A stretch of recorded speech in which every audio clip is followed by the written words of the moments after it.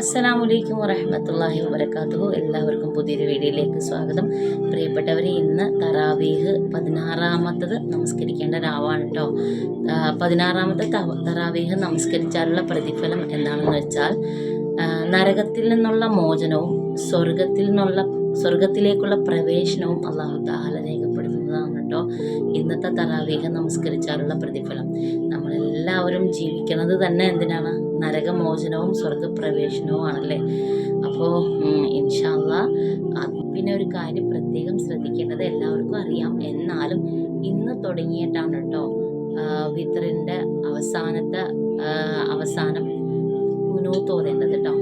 വിത്ർ നമസ്കരിക്കുമ്പോൾ അവസാനം തറാവീഹിൽ നമ്മൾ വിത്ർ നമസ്കരിക്കുമല്ലോ, അന്നേരം അവസാനം കുനൂത്ത് ഓതേണ്ടത് ഇന്ന് മുതലാണ് കേട്ടോ. പിന്നെ ഷാഫി മദ്ഹബ് അനുസരിച്ചിട്ടാണ് ഇന്ന് മുതൽ.